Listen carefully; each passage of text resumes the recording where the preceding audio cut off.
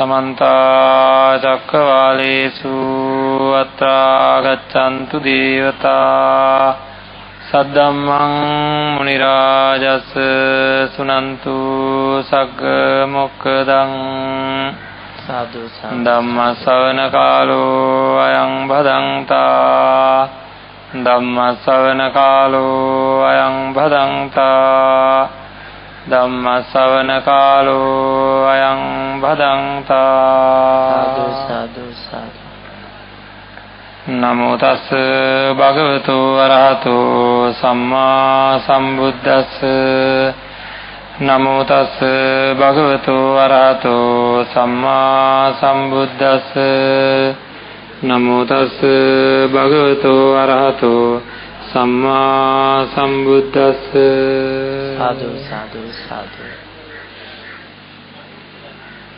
एकायनो अयं भिक्खवे मग्गो सत्तानं विसुद्ध्या शोक परिद्वानं समतिक्कमाय दुःखदोमनस्सानं अत्थगमाय न्यायस्स अधिगमाय निब्बानस्स सच्चिकिरियाय यदिदं चत्तारो सतिपट्ඨානා සදා බුද්ධ සම්පන්න පින්වත්නි, නිවන් මාර්ග ධර්ම දේශනා මාලාවේ තවත් එක් ධර්ම දේශනාවක් ශ්‍රවණය කරන්න සූදානම් වෙලා ඉන්න මේ පින්වත් අය මේ මොහොතේදී සූදානම් වෙන්නේ, බලාපොරොත්තු වෙන්නේ තමන්ගේ ජීවිතය සාර්ථක කරගන්න, සසර ජීවිතය සුවපත් කරගන්න, මමත් උතුම් නිවනින් සැනසෙන කෙනෙක් වෙනවා කියන අදිෂ්ඨානයෙන් ප්‍රාර්ථනාවෙන් තමයි හැම කෙනෙක්ම ධර්ම ශ්‍රවණය කරන්න සූදානම් වෙලා ඉන්නේ. බුදුරජාණන් වහන්සේ දේශනා කරපු ආකාරයට අපේ චිත්තසංතානය සකස් කරගන්න වැඩපිළිවෙල සාකච්ඡා කරන අතර වාරයේ තනින් නැවත අපේ සිහිය උපද්දවා ගන්න සතර සතිපට්ඨානය පිළිබඳව අපි මේ දේශනා මාලාවේ නොයෙකුත් අවස්ථාවල සඳහන් කරන්න යෙදෙනවා. අදත් අපි උත්සාහ කරන්නේ සතර සතිපට්ඨානය පිළිබඳ වූ දේශනාවක් ශ්‍රවණය කරන්නයි. එහි තියෙන වටිනාකම, වැදගත්කම පිළිබඳව. පින්වත්නි, අපි මේ ලෝකයේහි අපේ හිත අපි දන්න දවසේ ඉඳලා මේ ලෝකයේහි ඇලෙන ගතිය තියෙනවා. ලෝකයේහි සතුටු වෙන ගතිය තියෙනවා. ලෝකේ ග්‍රහණය කරගන්න ගතිය තියෙනවා. ඇලෙන ගතිය, සතුටු වෙන ගතිය, ග්‍රහණය කරගන්න ගතිය තියෙනවා. පොඩි දෙයක් ඇති. යන්තම් ඇහැට දෙයක් දැක්කහම ඒක දැකලා අපේ හිත සතුටු වෙනවා. කැමති දේවල්, සුන්දරයි, මధుරයි, ප්‍රියයි කියලා හිතන දේවල් දැක්කහම අපේ හිත සතුටට උද්දාමයටපත් වෙනවා. මං විමසන්න කියන මේ අත්තන්ට තමන්ගේ නුවණින් මේ සතුටු වීම කරගත්තේ මමද? මේ සතුටු වීම කරගත්තේ මමද? මන්ද කරේ? ලස්සන එකක් දැක්කා, දැන් මං සතුටු වෙන්න ඕනේ කියලා මං සතුටු වුණාද? නෑ. ඒක වුණා. ඒක කරා නෙවෙයි, ඒක වුණා. රූප දැක්කහම, සද්ද ඇහුනහම, ගන්ධ රස ස්පර්ශයන් ප්‍රියයි, සුන්දරයි, මధుරයි කියලා දැනුනහම අපේ හිතේ සතුට උපදින ගතියක් තියෙනවා. ඒක ස්වභාවයක්. නේද? ආන්ගේ සතුටු වෙච්ච දේවල් පිළිබඳව ඇලීමක් ඇති වෙනවා. ටික දවසකින්ම මොකද වෙන්නේ? ඇලීමක් ඇති වෙනවා. ඊට පස්සේ ඇලිච්ච දේවල් ටික දවසකින්ම ඇලි ඉඳලා මගේ කියලා ග්‍රහණය කර ගැනීමක් සිද්ධ වෙනවා. මගේ කියලා ග්‍රහණය කර ගැනීමක් සිද්ධ වෙනවා. මොකද්ද? සතුටු වෙනවා, ඇලෙනවා, ග්‍රහණය වෙනවා. ඇත්තටම වෙනවා, කරගන්නවා නෙවෙයි, වෙනවා. සතුටු මම සතුට ඇති කරගන්නවා නෙවෙයි, සතුට ඇති වෙනවා. මම ඇලෙනවා නෙවෙයි, ඇලීම සිද්ධ වෙනවා. මම ග්‍රහණය කරගන්නවා නෙවෙයි, ග්‍රහණය වෙනවා. ඒ විදිහට මේ ලෝකේ තියෙන නොයේකුත් වස්තුන් අපිට දැන් ග්‍රහණය වෙලා. උපදිනකොට මොනවද නැතුව බැරුව තිබ්බේ? මං උපදිනකොට මගේ හිත මොනවද නැතුව බැරුව තිබ්බේ? අම්මව? නෑ. තාත්තව? නෑ. සහෝදරින්ව? නෑ. රත්තරන් බඩු? නෑ. ගෙවල්? නෑ. මොනවත් නැතුව බෑ කියලා එකක් තිබුණේ නෑ. නේද? උපදිනකොට ඒව ප්‍රශ්නයක් නෑ. හැබැයි ටික දවසකින්ම මොකද උනේ? කතා කරන්නවත් බෑ අම්මා නැතුව බැරුව ගියා. කතා කරන්නවත් බෑ අදහස් වමාරු කරන්නවත් බෑ සෙල්ලම් බඩු නැතුව ගියා. එක දේවල් හඳුනාගත්තා. ඒ දේවල් නැතුව බැරුව ගියේ ඒ සතුටු වෙච්ච දේවල්මයි. අම්මා හින්දා තමයි ළමයෙක්ගේ හිතේ සතුට ඉස්සෙල්ලාම ඇති වෙන්න හේතු වෙන වස්තුව අම්මා. ඒකට සතුටු වෙන දේ පිළිබඳ ඇලෙන ගතිය, සතුටු වෙන දේ පිළිබඳ ග්‍රහණය වෙන ගතිය තියෙනවා. එහෙම ටික දවසක් යනකොට ඒ දේවල් නැතුව බැරුව යනවා. දැන් ඉතින් අපි විමසලා බලන්න ඕනේ මට දැනට නැතුව බැරි දේවල් කීයක් විතර තියෙනවද දන්නේ නැහැ. උපදිනකොට මොකුත් තිබ්බේ නැහැ. දැන් කීයක් තියෙනවද දන්නේ නැහැ. කීයද? 16ක්.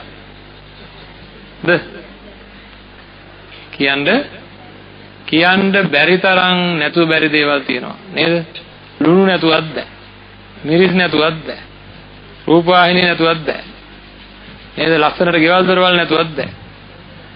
විලාසිතා සහිත ඇඳුම් නැතුවත් බෑ. ඉතින් මේ වගේ කියන්න ගත්තොත් දරුවෝ නැතුව බෑ, මුණුපුරෝ නැතුව බෑ, අරවා මෙව්වා නේද? ඔය ඔක්කොම ලයිස්තුව කියන්න ගත්තොත් ඉවරක් නැහැ. ඔන්න ඔය නැතුව බැරි දේවල් නැති වෙනකොට නේද අසීමාන්තික දුකක් උපදින්නේ. නේද? එහෙනම් නැතුව බැරි දේවල් හැම වෙලේම හරියට මහන්සි වෙන්නෙත් මොකද? අපි හරියට මහන්සි වෙනවා මේ ජීවිතය ගෙවනකොට. ඇයි ඔය නැතුව බැරි දේවල් ලං කරගන්න. ඒ විතරක් නෙවෙයි ඒවා නැති වෙනකොට අපිට හරියට දුක් උපදිනවා. එහෙනම් බොහෝ නැතුව බැරි දේවල් තියෙන අපිට බුදුරජාණන් වහන්සේ දේශනා කරනවා අපිට නැතුව බැරුව තියෙන්නේ 4යි. හරි? දැන් ඒ 4 මොනවද කියලා විමසලා බැලුවොත් ඔන්න අපේ හිත විමසන, අපි ඇලෙන, අපි ග්‍රහණය කරගන්න හැම එකක්ම අරගෙන බුදුරජාණන් වහන්සේ කොටස් 4කට බෙදලා පෙන්නනවා.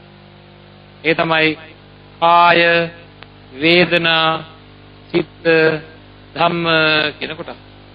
හරිද? කාය කියලා කියන්නේ මේ රූප කොටස්. රූපයෙන් හැදිච්ච දේ ආපෝ, තේජෝ, වායෝ, පඨවි කියලා. එතෙන්දී මනුස්ස ශරීර කාය. තමන්ගේ සහ අනුන්ගේ විතරක් නෙවෙයි මේ අවිඥානික, සවිඥානික ඔක්කොම ගත්තොත් එතෙන්දී රූප කොටට වැටෙනවා. ඊළඟට වේදනාව කියන්නේ අපේ ශරීරය ආශ්‍රය කරගෙන හටගන්නා වූ සැප වේදනා, දුක් වේදනා, අදුක්ඛ සුඛ වේදනා කියලා ඔන්න කොටස් 3කට එක පැත්තකින් බෙදෙනවා. තව පැත්තක් ගත්තොත් එහෙම චක්කු සම්පස්සජ වේදනා, සෝත සම්පස්සජ වේදනා, ගාහන සම්පස්සජ වේදනා, දිව්‍ය සම්පස්සජ වේදනා, කාය සම්පස්සජ වේදනා, මනෝ සම්පස්සජ වේදනා කියලා කොටස් 6කට බෙදෙනවා. ඉතින් ඔය වගේ නොයේකුත් ප්‍රභේදයන් වලින් සමන්විත වේදනාවල් අපේ ජීවිතේ හැදෙනවා. හැදිලා නැති වෙලා යනවා. නේද? ඊළඟට ඒ වගේම තමයි රූප වේදනා, කාය වේදනා, චිත්ත ධම්ම කියලා කිව්වේ. චිත්ත කියලා කිව්වේ මේ අපිට ඇති වෙන නොයේකුත් විඥානයන්ගේ පහළ වීමට කියනවා චිත්ත කියලා. හරි? ධම්ම කියලා කිව්වේ චෛතසිකයන්ට අදාළව ඇති වෙන සංඥා සහ සංස්කාර කියන කොටස. එතකොට ඔය 4 ඇරෙන්න අපි මේ කියන කිසිම වෙන දෙයක් මේ ලෝකේ ඇලෙන ස්වභාවය අපිට නැහැ. මේ 4ෙහි ඇලෙන්නේ වෙන මොකවත් හින්දා නෙවෙයි.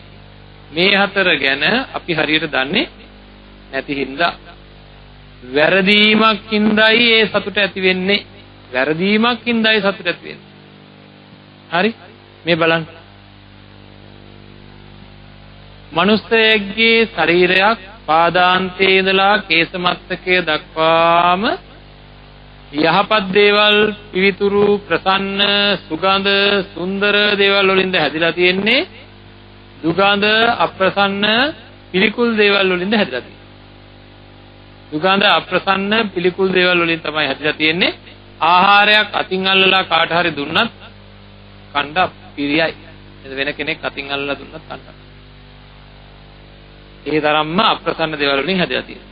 එහෙනම් මේ ශරීර පිළිබඳ සුබයි, සුවයි, සුන්දරයි, මధుරයි, ප්‍රියයි කියලා යම් ශරීරයක් ගැන අපිට අදහසක් ඇති වෙනවා නම්, සතුටක් ඇති වෙනවා නම්, ඇලීමක් ඇති වෙනවා නම් අන්න ඒක හරි දෙයක්ද වැරදි දෙයක්ද?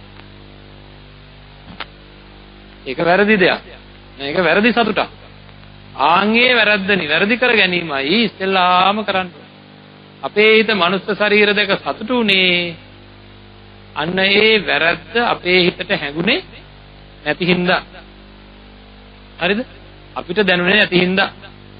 හොඳයි. ඒකත් අපි මතක තියාගෙන අපි මෙන්න මෙහෙම කතා කරමු පොඩ්ඩක්. පොඩි කාලේ ඉඳන් මේ වෙනකන් අපිට යම් කිසි ආකාරයක මොන හරි දෙයක් එකතු වෙලා නැතුව බෑ කියලා තියනවා නම් ඒ හැම දෙයක්ම ඇහෙන් දැක සතුටු වෙච්ච දේවල්ද නැද්ද? කනෙන් අසා සතුටු වෙච්ච දේවල්ද නැද්ද? නාසය දිව ශරීරය කියන මේ ඉන්ද්‍රියන් වලින් අරමුණු කරගෙන සතුටු වෙච්ච දේවල්. ඇලිච්ච දේවල්. නේද? මේ හැම දෙයක් තුලම අපිට මේවා නැතිවීමෙන් දුක් උපදිනවා. අපේ ජීවිතේ පරම අරමුණ තමයි දුක් නැතුව ජීවත් වීම. නේද? ජීවිතේ පරම අරමුණ තමයි දුකක් නැතුව ජීවත් වෙන.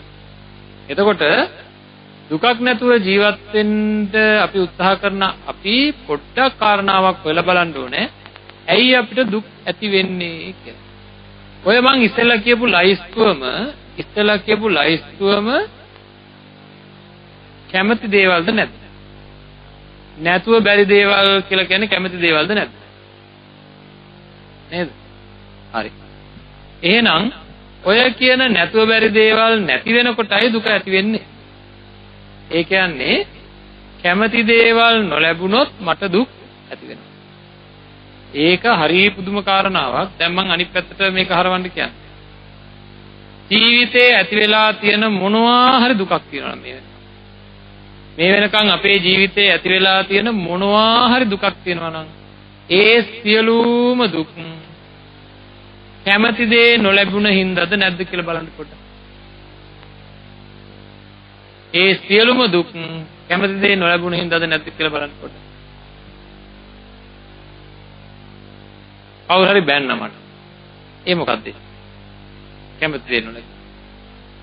මට දවසක් අකමැති ආහාර ගන්න උනා. එහෙනම් කැමති දේ නොලැබුණා. මැරුණා අපේ පවුලේ කවුරු හරි. මොකද්ද? කැමති දේ නොලැබුණා. රෝගී වුණා කවුරු හරි. නොහිතපු වෙලාවක නොහිතපු ආකාරයේ රෝගයක් හැදුණා කාට හරි. ඒ මොකද්ද? කැමති දේ නොලැබුණා. වයසට ගියාම ආව. ඒ මොකද්ද? කැමති දේ නොලැබුණා. නේද? එහෙනම් හැම දෙයක්ම මොකද්ද? කැමති දේ නොලැබීමේ දුක්. සියලු දුක්, ජාති, ජරා, ව්‍යාධි, මරණ, ශෝක, පරිදේව, දුක්ඛ, දෝමනස්ස, පියෙහි විපයෝගෝ, අපියෙහි සම්පයෝගෝ ආදී සියලුම දුක් කොට අරගෙන බුදුරජාන් වහන්සේ නැවත වාරයක් දේශනා කරනවා යම් පිච්ඡන්න ලැබති සම්පි දුක්ඛං. කැමති දේ නොලැබීමේ දුක. කැමති දේ නොලැබීමේ දුක කියලා. එහෙනම් අපිට සියලු දුක් ඇති වෙන්නේ කැමති දේ නොලැබීම හින්දායි. ඒකින්ද අපිත් තිරසංගත සත්වයොත් මේ ලෝකයේ උපදින ධර්මය අවබෝධ නොකළ සියලු දෙනා මොකද කරන්නේ? කැමති දේ නොලැබීමේ දුක නැති කර ගැනීම සඳහා මොකද කරන්නේ? මං කැමති අහවල් ආහාරය නැති හින්දා මට කැමති ආහාරය නැති හින්දා මගේ හිතේ දුක් උපදිනවා. මම මොකද කරන්නේ? ආහාරය හොයාගෙන කාලා දානවා පුළුවන් තරම් ඉක්මනට. නේද? අහවල් කැමති කෙනා දැක්කේ නැති හින්දා මට දුක් ඉපදිලා තියෙනවා. දුක් වලට මං කැමති නෑ පොඩ්ඩක්වත්. දුක් හරියන්නේ නෑ. නේද? ඇතුලෙන් දුක් උපදින එක හරියන්නේ නෑ. මේ හිත ඇතුලෙන් දුක් උපදිනොත් හරි අමාරුයි රිදෙනවා. ඒක කය රිදෙනවට වැඩිය අමාරුයි. ඒකින්ද කවුරුවත් කැමති නෑ මේ ලෝකේ දුක් උපදිනවා. ඒකින්ද මොකද කරන්නේ?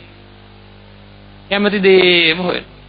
අපි ඔක්කොම එක පොකරට මොකද කරන්නේ? හැම කෙනෙක්ම කැමති දේ හොයමින් ඉන්නවාද නැද්ද? හැමෝම මේක නේද කරන්නේ. උදේ නැගිට වෙලාව ඉඳන් ඇස් දෙක තීන් කරකවන. නේද? කරක මොනවද හොයන්නේ? කැමති දේවල් හොයන්නේ. අන් දෙක දික් කරගෙන අහගෙන කැමති ඒවා ඇහෙනකම්. නේද? දිවට කැමති ඒවා හොයනවා. හැම වෙලේම අපි හොයනවා. ලෝකෙම ගන්න. කොළඹ නගරය ගන්න, කුරුණෑගල නගරය ගන්න, මහනුවර නගරය ගන්න මේ වෙලාවේ කට්ටිය මොකද කරන්නේ? ඔය හිස්තූලු අතේ දුවන්නේ මොකද? කැමති පැත්තට යන්නේ. කැමති දේ හොයන්නේ. නේද? හැමෝම මේ ලෝකේ කැමති දේ හොය දුවන. මේ පොඩි කාලේ ඉඳන් මහන්සිුනේ කැමති විදියට කැමති දේ හොයා ගන්න නේද? දැන් අවුරුදු කීයද? දැන් ඉවරද වැඩි? දැන් ඉවරද? තාමත් හොයනවා. අවදා ඉවර වෙයිද දන්නේ? මැරුණාම ඉවරයි. මැරුණාම ඉවරද? අන්න ඒකයි ප්‍රශ්නේ. මැරුණාම ඉවර නම් අපි ඔක්කොම එකතු වෙලා කැමති දේ හොයමු.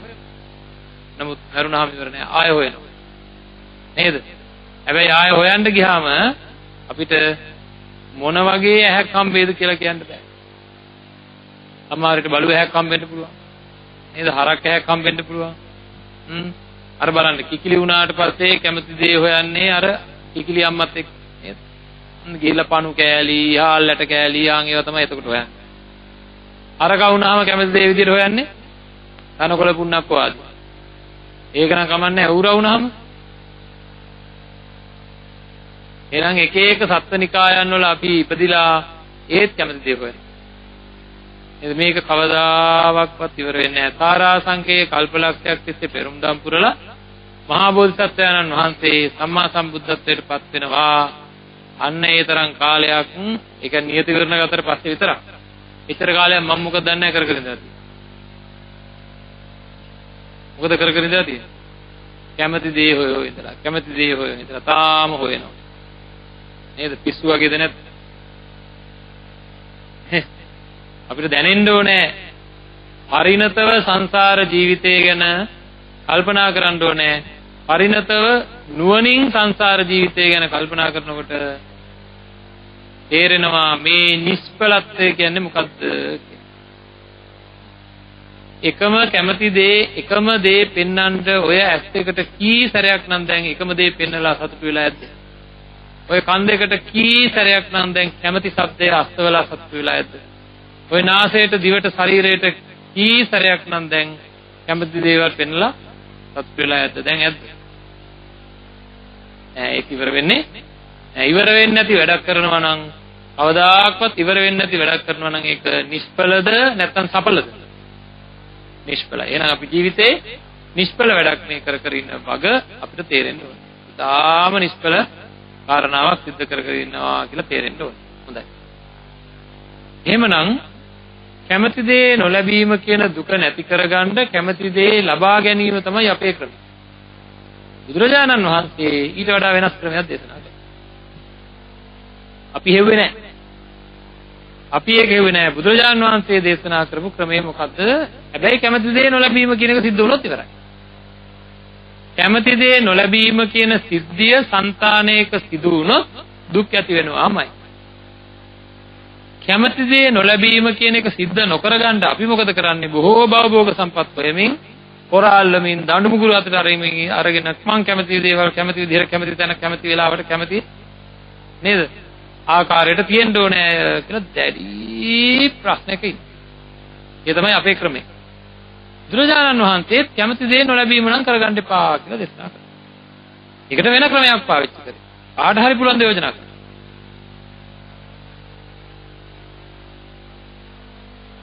ඔන්න අපි හෙව්වේ නැහැ. මේ උගුලෙන් ගැලවෙන්නේ කොහොමද කියලා හෙව්වේ නැහැ. හොයන්නෙත් නැහැ.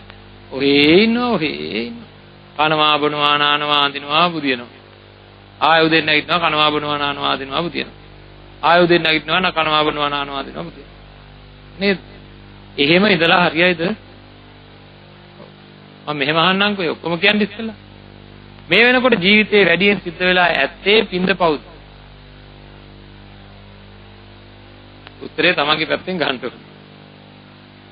මේ වෙනකොට හිතේ වැඩියෙන් ඇති වෙලා තියෙන්නේ කුසල් හැඟීම්ද අකුසල් හැඟීම්ද? ලෝභ දේශ මොහ වලට වැඩි අලෝභ දේශ මොහොමයි. දරුවෝ ගැන තියෙන ආදරය කියන්නේ කුසලයක්ද අකුසලයක්ද? කෑමට තියෙන ගිජුකම කියන්නේ කුසලයක්ද අකුසලයක්ද? අකුසලයක්. නින්දට තියෙන ලැබියාව කියන්නේ කුසලයක්ද අකුසලයක්ද? කම්මැලිකම කියන්නේ කුසලයක්ද අකුසලයක්ද? දැන් කුසල හැඟීම් කියව කට්ටියගෙන් මම අහන්නේ. වැඩිපුර ඇතිලා තියෙන කුසල හැඟීම්ද අකුසල හැඟීම්ද නේද? වැඩියෙන් පව කරගත්ත වැඩියෙන් අකුසල් කරගත්ත මම අද හැන්දෑවේ මලු මන්න දන්නේ නේද? එහෙනම් අපි මහා භයානක තැනකයි මේ ඉන්නේ. මේ ජීවිතේ මෙහෙම කාලා බීලා නාලා ඇඳලා බුදියලා උදේ නැගිටලා ආයෙ කාලා බීලා නාලා ඇඳලා බුදියලා ඉන්න ජීවිතයක් නෙවෙයි. මේක භයානක අවධියක භයානක ඊරණාත්මක මොහොතක මේ ඉන්නේ. මේ හිත සකස් කරන්න ඕනේ හැකියක්මනින් පංචකාම සම්පත්තියෙන් ගැලවෙන විදියට හිත සකස් කරන්න ඕනේ. නැත්තම් කවදාකවත් ඉවරක් වෙන්නේ නැහැ මේ වැඩවල. දැන් මම මේ අත්තන්ට මේක පැහැදිලි කරන්නම් මේ විදියට.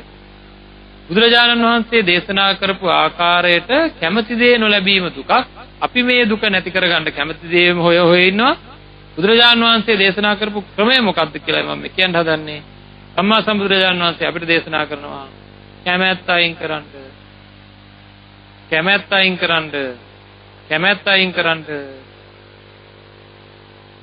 හිතේ තියෙන කැමැත්ත අයින් වුණා නම් කැමැති දේ නොලැබීම සිද්ධ වෙනවද?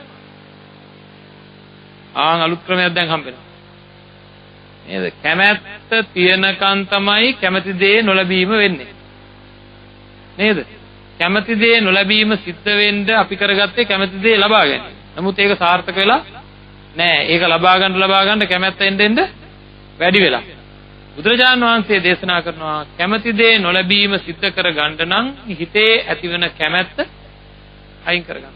කැමැත්ත අයින් වුණා නම් කැමැති දේ නොලැබීම සිද්ධ වෙනවද? එහෙනම් දැන් අලින් වෙදකම් කරේ බාහිර පරිසරයටයි කැමැති දේවල් මෙහි එකතු කරා. දැන් කරන්න හදන්නේ තමන්ගේ අභ්‍යන්තරයට බෙහෙත කරන්න හදන්නේ. මොකද්ද? මේකේ නොයේකුත් දේවල් ගැන කැමැත්ත උපදිනවා.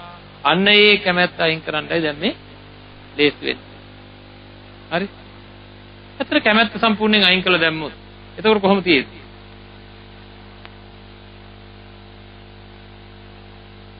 සහනයක්ද අසහනයක්ද?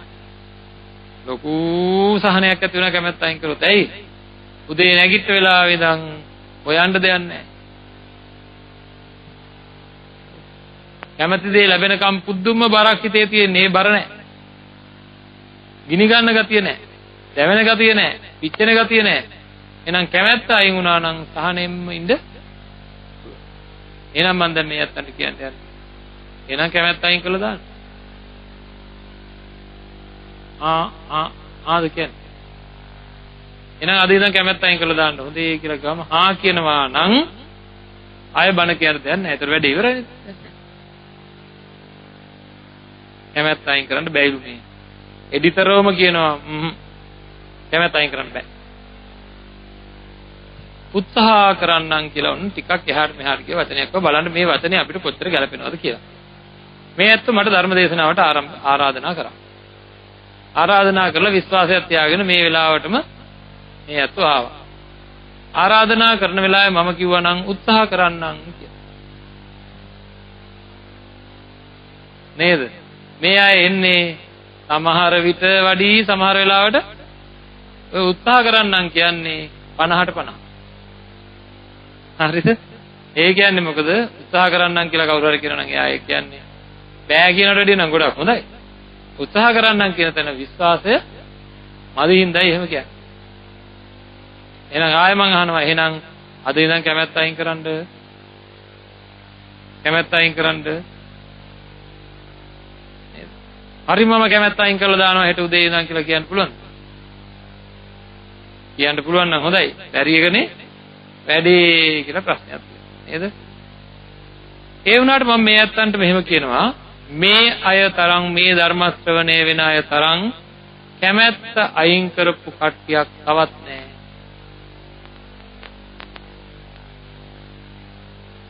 මේ අය තරම් කැමැත්ත අයින් කරපු පිරිසක් තවත් නැහැ කියලා මම කියනවා. දැන් ඔම් පුදුම වෙලා වගේ ඒක එහෙම වෙන්නේ කොහොමද? ආන්දරෝ කොහොමද දන්නේ ඒක කියලා නේද? පුදුම වෙලා වගේ තමයි මේ පැත්ත බලන්නේ.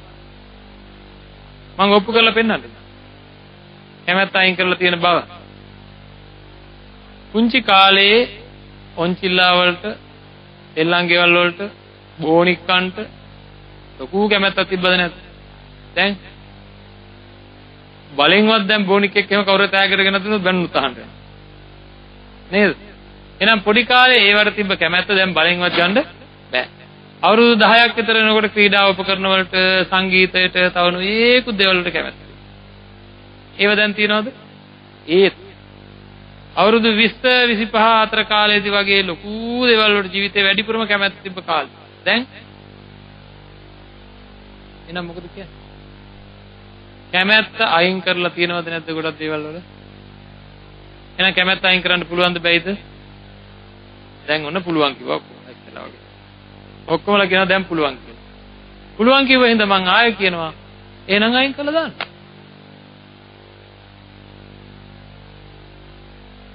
දැන් මොකද?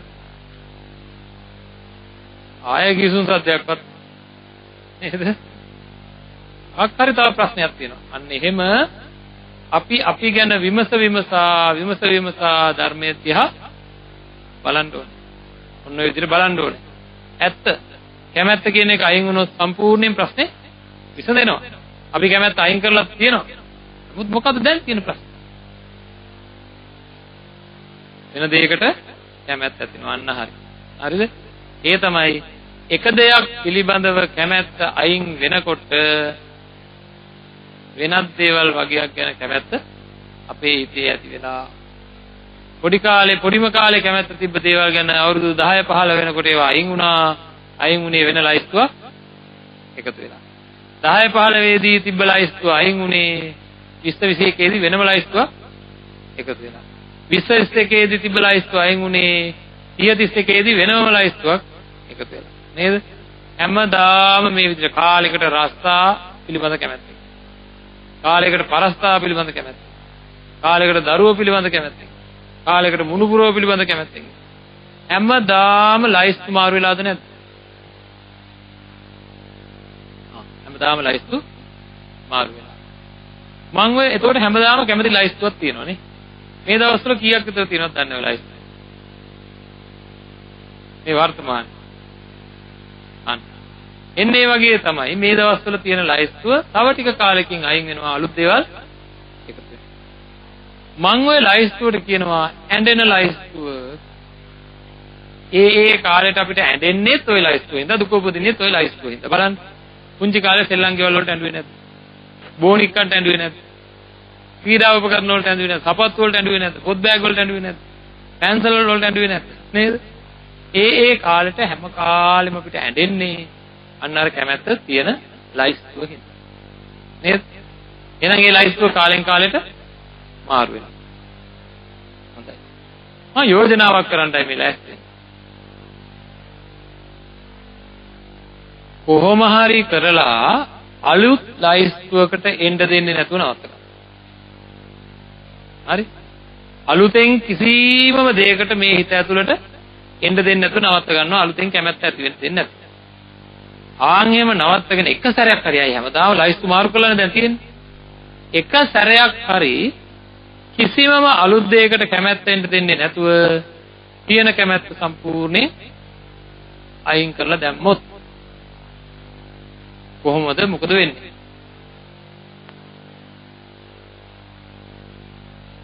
නැති කැමැත්ත දැනට ඉපදිලා නැති කැමැත්ත උපදින්න දෙන්නේ නැතුව ආරක්ෂා කර ගනිමින් තියෙන කැමැත්ත ක්‍රමානුකූලව අයින් කළා දැන් මොකද වෙන්නේ? කැමැත්ත කියන එක සම්පූර්ණයෙන් ඉවර වෙනවා නේද?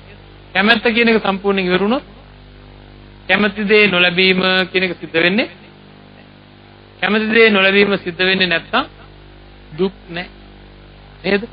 කැමැත්ත කියන එක නැත්තම් ලෝභය නැහැ. තෘෂ්ණාව නැහැ. එහෙනම් මොන වෙලාවද? වැඩේ වෙලා නේද? වෙන්න ඕන වැඩේ වෙලා. එහෙනම් සම්පූර්ණයෙන් කැමැත්ත අයින් කර දැමීම කියලා කියන්නේ ලේසි පාසු වැඩක්. එහෙනම් අපි බලාපොරොත්තු වෙන තැන එතන වගේ නේද? එනේ කරන්න පුළුවන් දෙයක්ද බැරි දෙයක්ද? මොකද්ද? එක වතාවක් හැමදාම අපි අර ඉස්සෙල්ලා කිව්වා වගේ අපේ සසර ජීවිතේ අපි හාව වෙලා, මීය වෙලා, ඉබ්බ වෙලා, නරි වෙලා, කුකුල වෙලා, ඌර වෙලා ඉපදිලා තියෙනවා. ඒ කාලෙදිත් කැමැත්ත වෙනස් වුණාද නැද්ද? ආවෙක් වෙලා ඉන්න වෙලාවේ කැමැත්ත දේවල් නෙවෙයි, ඌරෙක් වෙලා ඉඳින්න වෙලාවේ කැමැත්ත දේවල් නෙවෙයි, හරකෙක් වෙලා ඉඳින්න වෙලාවේ කැමැත්ත දේවල් නෙවෙයි, තව සතෙක් වෙලා ඉඳි හැමදාම මේ කැමැත්ත වෙනස් වෙනවා. ඒ වගේ මේ ජීවිතේට ඇවිල්ලා පොඩි කාලේ තියෙන දේවල් වලට නෙවෙයි, ඊළඟට කැමැත්ත ඊළඟ කාලේ තියෙන දේවල් නෙවෙයි, ඊළඟට කැමැත්ත ඊළඟට තියෙන කාලෙට නෙවෙයි. එහෙම කැමැත්ත හැම වෙලේම වෙනස් වෙනවා. එකම එක වතාවක් තියෙන කැමැත්ත අයින් කරන අතර වාරේ අලුතෙන් කිසිම කැමැත්තකට ඉඩ දෙන්නේ නැතුව මේ හිත ආරක්ෂා කරගත්තොත් ප්‍රශ්නේ විසඳෙනවද නැද්ද? ප්‍රශ්නය සම්පූර්ණයෙන්ම එහෙනම් ඔන්න මම දැන් ආයෝජනා කරන්න යන්නේ මොකද්ද? එහෙනම් එහෙම කරන්න. නේද? එහෙනම් එහෙම කරන්න කිව්වොත් මේ කට්ටියට මට දෙන්න උත්තරයක් තියෙනවා. එහෙම කරන්න කිව්වොත්. ආම්දුරනේ අපි කැමැත්ත ඇති කරගත්ත නෙවෙයි. කැමැත්ත ඇති කරගත්තේ අපේ වැඩක් නෙවෙයි. ඒක ඇති වුණා. නේද? එහෙනම් තියෙන කැමැත්ත අයින් කරන එකත් මගේ වැඩක් නෙවෙයි. නැති කැමැත්ත ඇති වෙන්න දෙන්නේ නැතුව ආරක්ෂා කරන එකත් මගේ වැඩක් නෙවෙයි. ඒක සිද්ධ වෙන විදිහට මගේ හිත සකස් කරන්න. ඒක සිද්ධ වෙන විදිහට මගේ මානසිකාරය සකස් කරන්න ඕනේ. එහෙම නැතු ඒක මට දැන් කරන්න පුළුවන් නම් දැන් කරන්න පුළුවන් නම් මම මොකද කරන්නේ මේ වෙලාවේ? කැමැති ටික අයින් වෙනවා. ආය කවුරුවත් එන්න බෑ. කියලා අයින් කරන්න පුළුවන්. ඒක බෑනේ නේද? මොකද ඒක මගේ වැඩක් නෙවෙයි. මේක මේ ක්‍රියාකාරීත්වයේ ස්වභාවය. අපේ හිතේ ක්‍රියාකාරීත්වයේ ස්වභාවය තමයි අලුතෙන් කැමති දේවල් ගොඩ ගහ ගන්න ගතිය. කවදාක්වත් ජීවිතේට කාලා නැති පළතුරක් එක සැරයක් කෑවොත් රස පළතුරක් කියන්නකො. අඬ මොහොතකට ඉස්සෙල්ලා ඒක පිළිබඳ කිසිම කැමැත්තක් නැහැ. අපිටම කවුරු හරි අපේ අතට දුන්න දැන් අරන් බලන්න. පොත්ත කනවත් දන්නෙත් නැහැ, මදේ කනවත් දන්නෙත් නැහැ, මොකක්වත් දන්නේ නේද? හැබැයි එක සැරයක් කෑවා හොඳ රසක් දැවුණා. ඊට පස්සේ ආයෙ කැමැත්තක් නේද? දැන් වැඩේ ඊළඟ දවසෙත් හැන්දෑව හොයනවා, ඊළඟ දවසෙත් හැන්දෑව හොයනවා එහෙම. ඉතින් මෙන්න මේ වගේ කැමැත්ත නැවත උපදින ස්වභාවයේ තියෙන මේ චිත්තසංතානය නේද? කැමැත්ත නැවත උපදින ස්වභාවයේ තියෙන මේ හිත වෙනස් කරන්න ඕනේ. කැමැත්ත හැදෙන්නේ නැති විදිහටත් අලුත් කැමැත්ත හැදෙන්නේ නැති විදිහටත් තියෙන කැමැත්ත අයින් වෙන විදිහටත් අපේ හිත සකස් කරගන්න ඕනේ ලයිස්තුව ඉවර වෙන විදිහට. හරිද? කැමැත්ත ඇති වෙන වස්තු හතරක් බුදුරජාණන් වහන්සේ දේශනා කරා මොනවද? කාය, වේදනා, චිත්ත, ධම්ම. කාය, වේදනා, චිත්ත, ධම්ම. මෙන්න මේ කාය, වේදනා, චිත්ත, ධම්ම කියන හතර පිළිබඳ අපිට උපදින කැමැත්ත අයින් කර ගැනීම සඳහා අපිට උපදින කැමැත්ත වෙනස් කර ගැනීම සඳහා අපේ හිත වෙනස් කර ගැනීම සඳහා බුදුරජාණන් වහන්සේ මෙනෙහි කරන්න ඕන විදිහවල් වගේක් හදලා දුන්නා. මෙහෙම මෙනෙහි කරන්න කියලා. අන්න ඒ මෙනෙහි කරන්න ඕන විදිහවල් වලට කියනවා කමඨහන්. හරිද? එතකොට කය ගැන මෙනෙහි කරන්න ඕන විදිහවල් 14ක්. වේදනාව ගැන මෙනෙහි කරන්න ඕන එකක්. හිත ගැන මෙනෙහි කරන්න ඕනේ එකක්. හිතේ උපදින සිතුවිලි පිළිබඳව ධම්මයන් පිළිබඳ මෙනෙහි කරන්න ඕන 5ක් වශයෙන් 24 ආකාරයක් සකස් කරලා දුන්නා. මෙනෙහි කරන්න ඕන විදිහවල් මොකටද? නැවත කැමැත්ත උපදින්නේ නැති වෙන්නත්, තියෙන කැමැත්ත ඇති වෙන්නත් අපේ හිත සකස් කර ගැනීම සඳහා මෙනෙහි කරන්න ඕන කාරණා 21ක්. කොහෙද ওই 21 තියෙන්නේ? සතිපට්ඨාන දේශනාවේ. හතර සතිපට්ඨාන දේශනාවේ තියෙනවා ඔන්න ඔය කාරණා 21 ආකාරයක් මේ කැමැත්ත උපදින පංච උපාදානස්කන්ධය ගැන කැමැත්ත නූපදින විදිහට තියෙන කැමැත්ත අයින් වෙන විදිහට නැති කැමැත්ත ඇති වෙන්නේ නැති විදිහට කොහොමද මේක කරන්නේ කියලා දේශනාවේ සඳහන් වෙලා තියෙනවා. මේ කැමැත්ත අයින් කරගන්න. අන්න ඒකට කියනවා හතර සතිපට්ඨානය. ඒකට කියනවා හතර සතිපට්ඨානය. එහෙනම් ලොකු ප්‍රශ්නයක් විසඳා ගැනීමක්ද නැද්ද මේ තියෙන්නේ? නේද? ලොකු ප්‍රශ්නයක් විසඳා ගැනීමක් තමයි මේ තියෙන්නේ. නචකින්චි ලෝකේ උපාදීයති අනිශ්චිතෝච විහෙරති. බලන්න මේ වචන වල තේරුම මොනවද කියලා. අනිශ්චිතව වාසය කරන්න පුරුදු වෙන්න ඕන. මොනවද? අපි ලෝකේ දිහා බලන්නේ තණ්හාවෙන්, මගේ කියන දෘෂ්ටියෙන්, මම කියන මාන්නේ. මේ තමයි මෙතන සකස් වෙලා තියෙන ඒවා තමයි මේ මම. මේවා අනිත් අයට වැඩිය ඉහළය, තවත් කට්ටියකට වැඩිය පහළය කියලා මාන්නයක් තියෙනවා. ඒ වගේම මේවා පිළිබඳව නැවත දැකීමේ, නැවත ඇසීමේ, නැවත විඳීමේ ආසාවක් තියෙනවා, තණ්හාවක් තියෙනවා. ඒ වගේම මේවා මගේය, මගේ ආත්මය කියලා දෘෂ්ටියක් තියෙනවා. මෙන්න මේ තණ්හා, දෘෂ්ටි, මාන්න නිස්සිතව වාසය කිරීමෙන් දවස ගානේ මේවට අපි ඇලෙනවා. දවස ගානේ ඇලෙනවා තණ්හා, දෘෂ්ටි, මාන්න නිස්සිතව වාසය කිරීම. ඒතකොට අපේ හිත හැම වෙලේම තණ්හා, දෘෂ්ටි, මාන්න අනිශ්චිතව වාසය කරන්නේ. ඒ කියන්නේ මේ යමක් දිහා බලපුවාම, අහපුවාම, ඒ දේ විඳිනකොට මේ ලෝකේ අපි තණ්හාවෙන්, දෘෂ්ටියෙන්, මාන්නයෙන් මේක ඇතුලේ නූපදින විදිහට කටයුතු කරොත් කැමැත්ත අඩු කරගන්න කැමැති වස්තුන් උපාදානය වෙන්නේ නැහැ. ඒකට කියනවා අනිශ්චිතව වාසය කරනවා, අනිශ්චිතෝච විහෙරති කියලා. ඒ කියන්නේ දැන් ඇතුලේ අපි මේ වෙනකොට තියෙන කැමැත්ත ඉඩ දෙන්නේ නැහැ. එතකොට ටික අඩු කිරීම අනිශ්චිතව වාසය කරනවා. ඒ කියන්නේ ආශ්‍රය කරන්නේ නැහැ තණ්හාවෙන්, දෘෂ්ටියෙන්, මාන්නෙන්. ඊළඟට අලුතෙන් කිසිවක් උපාදානය වෙන්නේ නැහැ. වෙන්නේ නැහැ කියලා කියන්නේ අර වගේ සිහියකින් ඉන්නකොට. සතිපට්ඨානය පිළිබඳ සිහියෙන් ඉන්නකොට අලුතෙන් කිසිම දෙයක් මෙතෙන්ට එකතු වෙන්නේ. තියෙන දේවල් අයින් වෙන අතරේ අලුතෙන් කිසිවක් උපදින්නේ නැහැ. තියෙන දේවල් අයින් වෙන අතරේ අලුතෙන් කිසිවක් උපදින්නේ නැහැ. අන්න ඒ தත්ත්වයටපත් වෙලා වාසය කිරීම තමයි අපේ සතිපට්ඨාන දේශනාවේ බලාපොරොත්තු වෙන්නේ. අලුතෙන් කිසිවක් උපදින්නේ නැහැ. තියෙන දේවල් අයින් වෙනවා. අලුතෙන් කිසිවක් උපදින්නේ නැහැ. තියෙන දේවල් අලුතෙන් කිසිවක් උපාදානය කරන්නේ නැහැ. තියෙන දේවල් අයින් වෙනවා. ආන් මේ විදිහට අපි අපේ ජීවිතය සකස් කරගන්න ඕනේ. අපේ හිත සකස් කරගන්න ඕනේ. එතකොට ටික මොකද වෙන්නේ? අපේ ළඟ තියෙන උපාදාන ක්‍රමානුකූලව අයින් වෙන්න පටන් ගන්නවා. ටිකෙන්. අන්න ඒක තමයි සතිපට්ඨාන වැඩපිළිවෙලේ තියෙන්නේ. හරි? රූප විශේෂයි, ශබ්ද, ගන්ධ, රස, ස්පර්ශ ආදී විශේෂයි අපේ ඇතුලෙන් තියෙන මේ සතුටු වීම වෙනුවට කලකිරීම හැදෙනවා. සතුටු වීම වෙනුවට කලකිරීම. ඇලීම වෙනුවට නොඇලීම ඇති. අල්ලා ගැනීම වෙනුවට අතහැරීම ඇති වෙනවා. අන්න එහෙම අල්ලා ගැනීම වෙනුවට අතහැරීම ආදිය වෙනස් කරගන්න, කැමැත්ත නැති කරගන්න වැඩපිළිවෙලයි සතිපට්ඨාන දේශනාවේ. අන්න එතකොට අපිට දැන් තේරුම් ගන්න ඕනේ. එහෙනම් මට කරන්න වැඩක් තියෙනවා. නේද? හැමදාම මේ කැමැති දේවල් ළඟා කර ගැනීම කියන තැන විතරක් ඉඳලා හරියනවද? නෑ, මේ දුක් විඳින ස්වභාවයෙන් අපි අයින් වෙන්න ඕනේ. ආන්ගේ දුක් විඳින ස්වභාවයෙන් ඉවත් වීම සඳහා අපේ හිත ගලවා ගන්න ඕනේ. හිත ගලවා ගත්තේ නැත්නම් හැමදාම එක ඒවා හිත ඇලෙන්න පටන් ගන්නවා. අතුටු වෙන්න පටන් ගන්නවා, ඇලෙන්න පටන් ගන්නවා. අන්න ඒ වෙනස සිද්ධ කරන්නයි සතර සතිපට්ඨානයේ දින කමඨහන් ටික ඕනේ.